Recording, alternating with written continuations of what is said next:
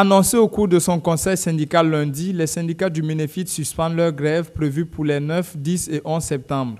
Pour cause, la justice a tranché en leur faveur concernant la révocation de leurs camarades. Mesdames et messieurs les journalistes, ce mardi 8 septembre 2020, le tribunal administratif de Ouagadougou a statué sur le recours en référé suspension.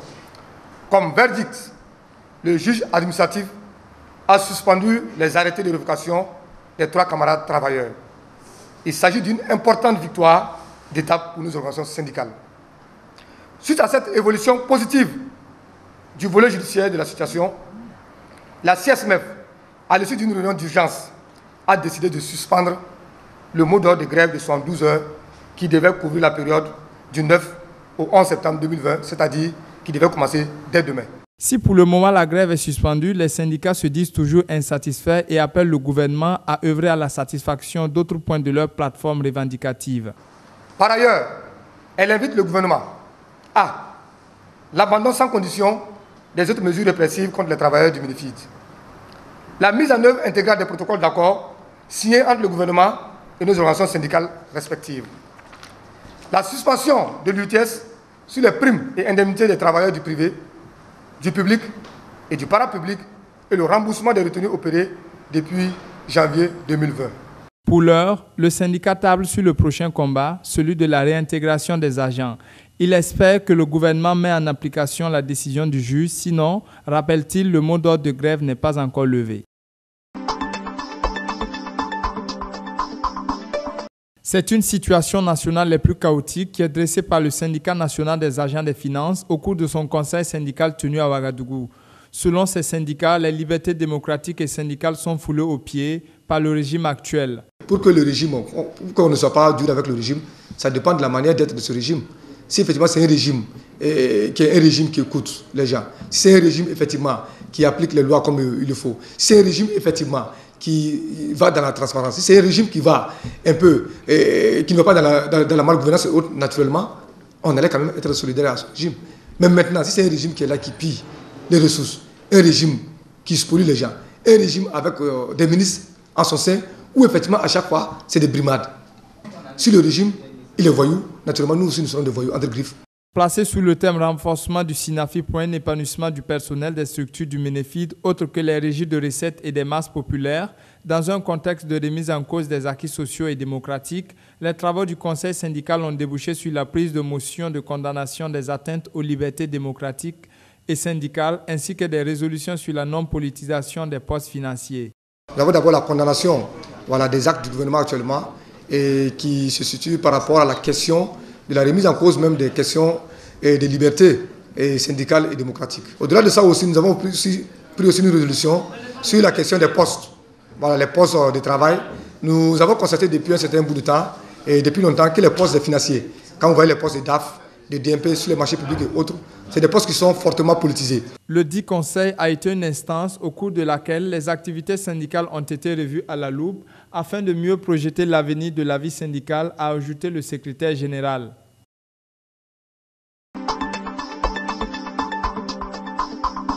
En prélude à la rentrée scolaire 2020-2021, le groupe des 16, né de l'application unilatérale par le gouvernement de l'UTS sur les primes et indemnités des agents de la fonction publique, a animé une conférence de presse à Ouagadougou. À cette occasion, Zongo Anatole, secrétaire général du SNES, est revenu sur la cause du revirement du G16 quant à la lutte pour la suppression de l'UTS. Nous avons lancé des mots d'ordre de boycott de certaines activités scolaires et une grève d'avertissement du 18 au 20 mars 2020.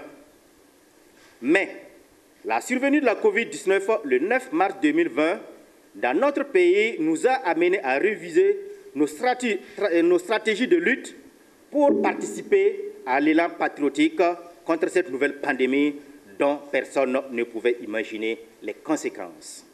Tout en appelant le gouvernement à faire feu sur tout bois. Pour que l'année 2020-2021 soit apaisée, le G16 exige que cette rentrée soit faite dans le strict respect des mesures édictées pour lutter contre la Covid-19.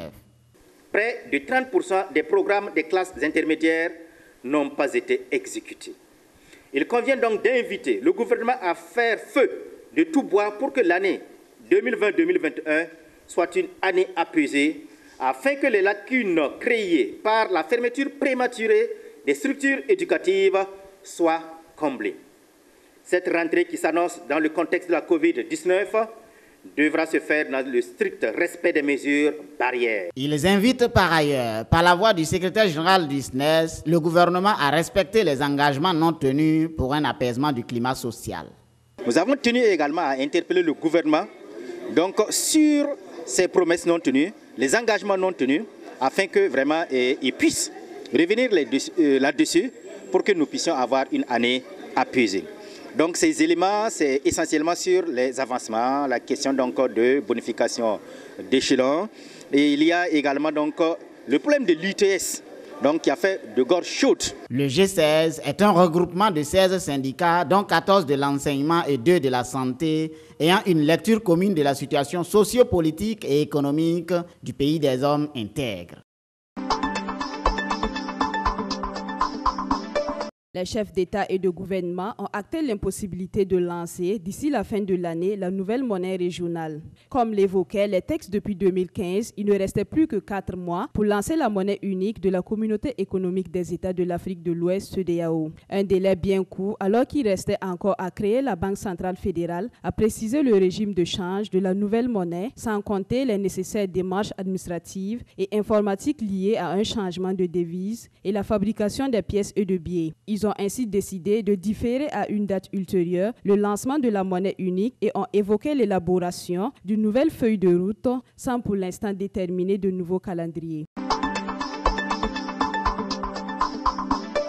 Dans le cadre de la lutte contre le terrorisme, la force conjointe G5 Sahel a découvert un important plot logistique des groupes armés terroristes au cours d'une opération de contrôle de zone dans le Gourma malien datant du mois dernier, selon la source de communication de la force conjointe G5 Sahel. La source a indiqué qu'un échelon tactique inter-armes malien de la force conjointe a été pris à partie par plusieurs terroristes alors qu'ils étaient en progression vers la ville de Kobou. Après quelques échanges de tirs, selon toujours la même source locale, les groupes armés terroristes ont choisi de fuir le combat, abandonnant derrière eux une vingtaine de motos, des moyens de communication et une importante quantité de carburant. Par ailleurs, la force conjointe G5 Sahel dit contribuer au retour progressif de l'État dans la zone de 3 frontières dont le Burkina Faso, le Mali et le Niger. Cette action s'inscrit dans le cadre de l'opération Sama, conduite depuis plusieurs mois par le poste de commandement conjoint de Niamey.